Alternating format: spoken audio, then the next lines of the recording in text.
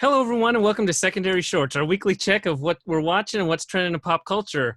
It is August 21st, 2020, and this is your host, Trevor. Who knows? Hey, guys, it's Prague. We have no idea what day it is anymore. Wait, is it my turn to... this is DeLorean Wolfgang. I'm running on 1 hour of sleep. Hey, Dad. This is What's up? Dad What's life. Dad life in the dude. flesh. Yeah, 1 hour of sleep, man. This is and here I am doing a quick podcast with you fellas. Yeah, first time back on screen since the birth. Keeping it short. First time, long time. Yeah, man. Keeping it short on Secondary Shorts. Yeah, that's right, man. Yeah. So, what are you guys up to? What's going on? What are you watching? What's new? What is new? Other than burning up the last week, man, it's been crazy here in California, for those who don't know. If you're watching on YouTube, you could probably see us all just dripping in sweat. I'm definitely dripping in sweat myself. Yeah, there's a lot of fun stuff, which surprises me since, production is halted on a lot of stuff, but I guess there's just been stuff in the pipeline that is releasing.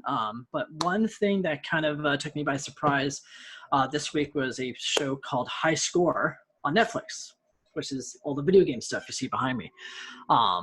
It's really cool, actually. A fan of the show, Jimmy, recommended it to me. He said, hey, check this out. It's really awesome. It's right up your alley. I said, sweet.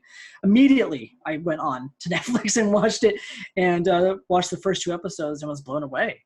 It was, if you grew up in the 80s or 90s and you had, your life was full of, video games and arcades, you'll definitely love this, especially the vintage footage that they have from like shopping malls and arcades and all these video game competitions. It's absolutely fascinating. And it reminds me a lot of the Movies That Made Us on Netflix, if you've watched that show, only it's for video games. So a lot of fun. So it's funny. So I actually got a recommendation from Jimmy as well about this, and I tried starting it, but I only got halfway through an episode due to baby stuff. But it really reminded me of that there was other movies like I believe Game Over kind of was the same premise where they talk about. I didn't see that one, but I know you're talking about. Yeah. Yeah, where like Ernest Cline drives across. Actually, funny enough, that's one of the reasons why I bought a DeLorean was the movie Game Over on. So if you watch that, think of me because that's why I got a DeLorean. There you go. But yeah, I feel like a lot of the stories have been told before. Like I said, I've only seen half an episode so far, but from what I saw, I was like, I feel like I've heard these stories through other documentaries or other things, but still, in any direction that they go with it, I'm still gonna want to listen because I love that stuff. I would say that, yeah, there's some stories that I've heard before, but there were quite a few that I had never heard of before. So that was kind of fascinating. There was I'm not going to spoil anything because there actually is some pretty fun reveals in it, in my opinion, if you're a gamer. Absolutely. But and I don't think this is a huge spoiler or anything, but even like the guy who just bought an arcade and kept it in his dorm room and was charging people to come into his dorm room. Yeah. And then he made enough money to buy a second one and then just kept going. And that's how he paid to go through college, is by buying up arcade machines. And like little stories like that were really interesting. Something that I hadn't heard of before. And you're absolutely right. The mall footage and the arcade footage from back in the 80s is all just super fun. Yeah. It was basically a hit in the nostalgia feels. Yeah. Funny enough, I actually have a signature of the guy who has the first person to get a perfect score on Pac-Man. It was in like Allen and Ginter or Goodwin Champions box where you want sports people, right? And that's who I got. That's awesome, though. That's still pretty cool. That is an interesting. Yeah, I guess inclusion. I guess esports is a thing now, right? Well, it wasn't really back with then. With those sets, they try to do like other people. Like sometimes they'll give you like horsehair from Secretariat or different kinds of things. So they try to branch out, I guess. Yeah. All right, very nice. That's fun. Was that one of your first signatures? No. Okay. I got it relatively a while ago. Okay. Nice. Cool. Well, that's my first recommendation of the week. High School. Nice. So myself, I've been in a hospital for 4 days. So I pretty much binge watched all of Umbrella Academy season 2. I thought you were going to say General Hospital, but okay. Yeah. Oh, that would have been probably It just started good. airing, too, after the pandemic. They have new safety precautions so they can broadcast. There you go. Fantastic. But it was fun. being able to watch the rest of Umbrella Academy. I don't want to talk too much about it just because I feel like we're talking about it a lot lately. But yeah, Umbrella Academy, I definitely recommend it because I like the look back at the 60s. If you haven't seen it already, come on. It's been how long now? But they go back to the 60s, and I love it. I think it's so cool to see how they all progressed throughout that time when they were split up, and it was just fantastic. I really enjoyed it. But then again, I'm Mr. Normie. I like it all. There you go. 11/22/63 on Hulu is a better take on that whole. People are obsessed with Kennedy's assassination. They There's really been are. various It's versions weird. of it, but that James Franco show does a pretty good job of Stephen King's book. Yeah. Interesting. That's a great show, what is great that again? It's 11/22/63. It's on Hulu. Nice. Okay, I'll have to look that up. Definitely do it. Cool. Trevor, what did you? What do you got for us? Usually I It watch feels hot. Hold on. 1 hour. It does feel hot. Something's of steaming TV. up over there. But I decided to watch 2 hours over the past week or so because I was watching The Witcher and Umbrella Academy at the same time. Umbrella Academy Gotcha. season 2. And so when I started, episode 1 of each, Umbrella Academy is way up here and The Witcher is like as low as it possibly could be. Every single episode after that, the balance shifted. So at the end, The Witcher is a much better show than Umbrella Academy season 2. They both are stupid and filled with plot holes, and you got to laugh at the absurdity of what they're doing. But The Witcher, the first 2 episodes are so hard to get through because they're like world building every possible thing. Like they throw every single name of character and region that they possibly could at the wall. It's like you don't have to develop your story that quickly. Watch Game of Thrones. It doesn't say here's every single family and land and all the 7 kingdoms at once. They develop it over time. You don't have to just smack it at your face. So once they get through that and you actually see Yennefer and go beyond The Witcher and see the other characters in the world, it becomes a good show. The end is a little disappointing, but it does set up a good potential for season 2. And that's all you could ever ask Did you for. finish Umbrella Academy season 2 as well? And I shows? did finish Umbrella Academy. I finished them both on the same day, so I got to watch the finales, and both were disappointing finales. But the big problem for Umbrella Academy season 2 is that it has so many good parts. Like you take this scene, oh, that's a really good scene. You take this scene, that's a really good scene. But the overarching story, it's like I don't really care. They didn't do anything really, like there's no purpose for the season. Like the very end of it is outstanding. The very like last 5 minutes of Umbrella Academy, that is a season 3 teaser that is absolutely amazing. But beyond that, I don't know. I didn't like I don't want to spoil it, but I just didn't like the whole sequence of events at the end.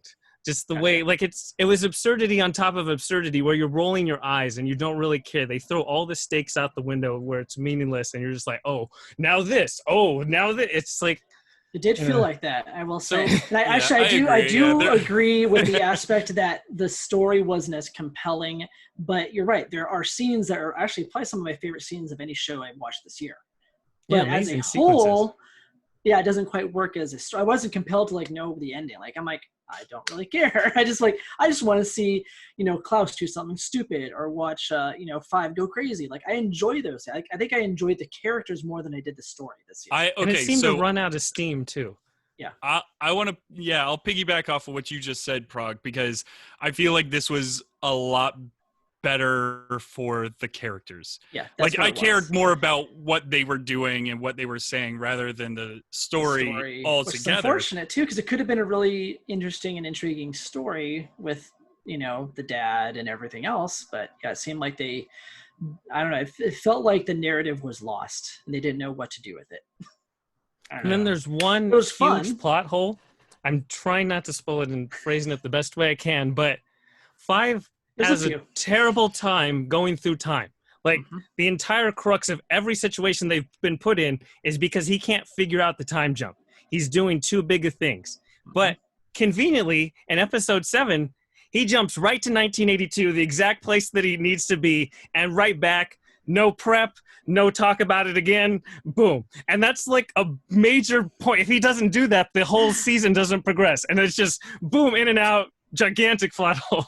There's a few others that involve time travel that I also won't spoil, especially in the last episode, where you're like, wait, all this time they could have just done this and this and this? Okay.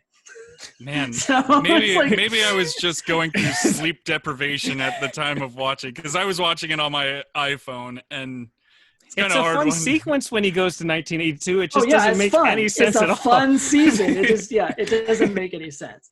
I mean, season 1 was a lot like that too, full of plot holes, and it was kind of fun. But I felt like at least with this season, the characters were better. I just saw so much hype for it going in, so I was like, you know what? I'm not going to wait 6 months to watch it. I'll watch it now. And now I was like, oh, people are more excited for this than The Boys? I'm even more excited for The Boys now. Okay, September 4th. Oh, I'm actually even more excited because I thought Umbrella Academy season 2 was better than season 1. It was like, oh yeah, and it's just like season 1, to be honest. It left me with the same. It was more fun than season 1. It just left me with the same like, I'll forget about it. I love that we were like, yeah, we're probably not going to talk much about Umbrella Academy, and here we are 10 minutes in, and we're still talking about it. It's still number 3 on Netflix's list of things we want you to watch. Oh, I think they can call their trending charts whatever they want. I think that's different for everyone because mine's like totally different. Who knows? Mine has like the Great Baking Show and stupid stuff like that. I don't know. All right. Brog, you watching anything else? I guess I can go into my hot take of the week. I was going to save that. Excited. You guys are steamy. And I'm glad that you went first with this, Trevor, because it kind of, I don't. Oh my God! For those who are not watching, That was my hot take face. That was DeLorean just showed me his snapping turtle. Wait, hold on. Those who are watching, we'll leave it like that on the podcast. Those who are not watching, oh, dude, I need some sleep. Just talk. So I am glad, Trevor, that you kind of went first and talked about this show because it does involve my hot take, and that is The Witcher. You said you had watched it. A lot of other people have been watching it. There's this stupid song apparently about throwing a coin at people. So I'm like, fine, I'll watch The Witcher. I don't know. You say it gets better.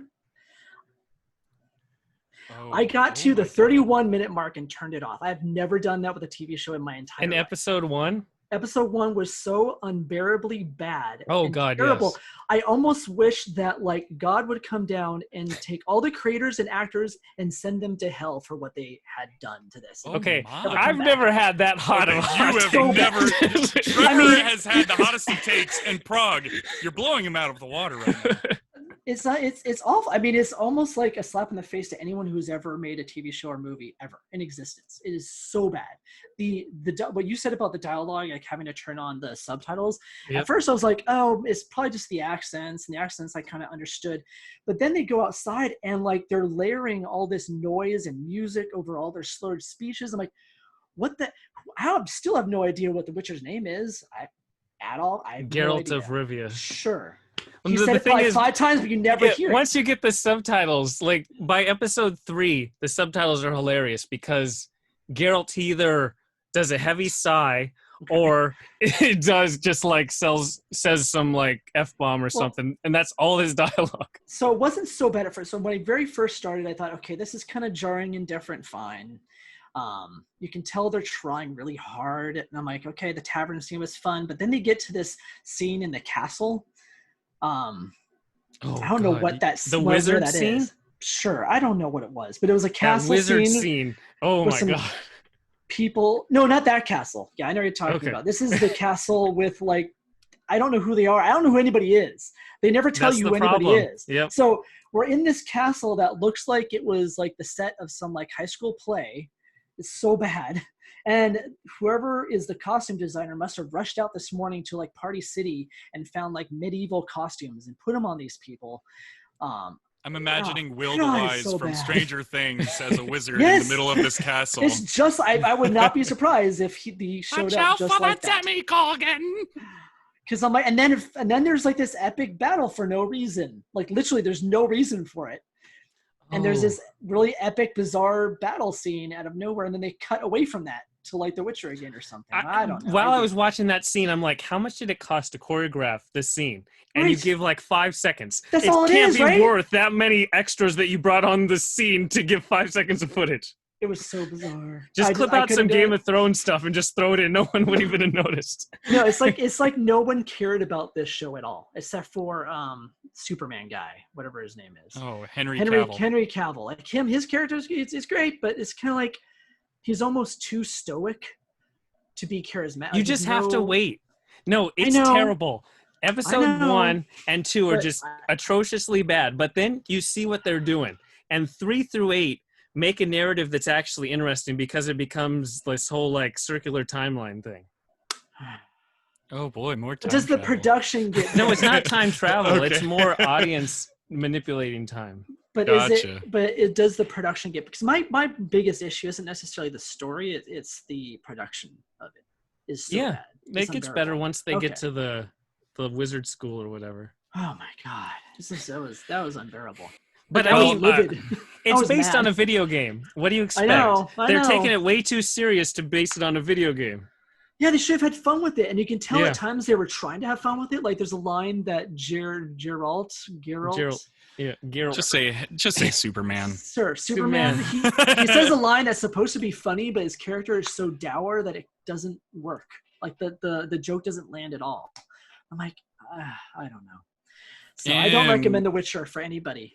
Okay, so I guess, well, geez, man. I don't know. Simple. I was thinking about maybe going to it. I'd watch it. Maybe I'm wrong. I don't know. I'll give it. You know what? I still want to give it a try. Why That's not? what I said. I said that. No, just Give the it a first try. 2 episodes. And I You have hate to myself understand. It's horrible. It's almost like taking a punching to the face for like 2 hours. That's what it But feels if you can handle that, you can get off the ropes and watch 3 through 8. You can handle getting pummeled for 2 hours, then try it. I got... The thing is, like, I've gone through shows like this. Turn on the subtitles and just laugh at how stupid. Like, if you drank every time they said sigh, they typed out sigh in the subtitles, you'd have alcohol poisoning by the end of the first episode. Wow. Everybody sighs on this show. They're just like, sigh, sigh, sigh. It's like, yeah, we got it. We didn't know how to come up with dialogue, so we're just going to have them be exasperated the whole time. Nice. And yet you still recommend this show, okay? 3 through 8 is good, and it's funny. I'll give it a How try. I'm absurd it is. I'm only going to give it a things. try just because I have to see just how bad this is. It's fun watching bad things. Okay. It is.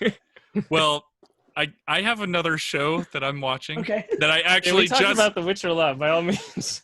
I finished, and I kind of wish Josh was here right now because I started and finished the first season of My Hero Academia. What? Yeah, Nice. dude, I'm trying out this Anime. anime kick. I'm giving it a whirl. I was like, you know what? I'm gonna try this, Nice. and it's interesting. All right. I just, oh my god, there's the first 2 episodes. You're listening to this kid cry about how he's not a hero, and he just cries and cries, and I'm like, does this get good? Like, why? That's why like does you and everybody Luke talk about Skywalker, it? huh? I don't like wimpy stuff like that. Yeah. You always complain about the first Star Wars and Luke and how whiny he is. How whiny he is. Yeah. Uncle Owen! But I want to be a starfighter. That's pretty much how I felt with this. I mean, Wow. But here's the thing: is it's actually pretty entertaining. Like the fight scenes are really fun, but all anime, for the most part, all anime has great fighting scenes, and this does not disappoint. And I love the main hero, All Might. The guy is I'll say it. I wish I could be All Might for Comic-Con because I feel like I could embrace the I'm here for real, do the whole hero. Because every time he does hero entrance, and it's his is the best part of the whole show. All right. But everything else is just kind of like, okay. But it's neat. It's interesting to see all of the different heroes that they come up with and all the different superpowers that they come up with. Because I don't know if you guys have watched it at all, but it's in a timeline of where people are like evolution has kind of started happening for humans. Now 80% of humankind all has superpowers of some kind. Gotcha. It could be as simple as I can float a Coke can to my hand, and then that's about all I can do. But then, like, some heroes are, like, bigger, badder, and can do huge things. And then there's super villains that just take their powers to a different level. But, yeah, it's actually kind of fun. I look forward to watching the second season now. And Kind of fun, all right. No, honestly, man, for an anime, I was not expecting much, Okay. but I know that Funko made the All Might pop, and now I'm like, I might have to get that All Might pop because he's too good. That's high praise then. All right. Where are you watching it at? It's on Hulu. Yeah, thanks for Okay. asking though. Yeah, it's definitely it's all 3 seasons are on Hulu right now. And Nice. and they're pretty dude, here's the problem that I have found mainly with the show. You've got a 2-minute intro song. You've got a 2.5-minute outro song. You've got a 3-minute recap of the last episode. And then you have the actual show, which is only 15 minutes at that point. Just FYI, that is every anime ever made. Dude, I get it. I get it. But I mean, you're left with maybe 15 minutes of actual show, which kind of sucks. But I mean, all in all, it's enjoyable. Right. I would say just give it a whirl. And then get through the first 2 episodes of listening to that kid cry. Ugh, that's the worst. I can't. Right. I don't like that stuff. So do you have a spotlight? To be honest with you, actually, you know what? I do. I'm gonna spotlight. I want to spotlight Geek Together, our good friends Geek Together. For podcast of the week, definitely give them a try. If you guys like toys, if you like learning more about toys, they do interviews with people creating toys. They're also creators as well. They're creating their own toys, and they're just a good all around group of people. Christina and Damien, I believe. Is Fernando still? Like I said, I'm sleep deprived. So, but yeah, check out Geek Together. They're a fun group. Nice. Awesome. And they're part of the Nerds Unite Network, complete with us and 4 Dorksmen, Geek Together, Nerdy Curious, Nerd Portraits, Talkin' Pops, STS Guys, The Average Nerd Podcast. And to everyone, you can follow at Secondary Heroes on every social media platform you could possibly think of. We want to emphasize Twitter and Twitch. That's where we probably are most active. And to everyone listening, we'll hope you enjoyed, and we'll talk to you next time. All right, Prog out. I'm going to go get some sleep. DeLorean Wolfgang, roll out.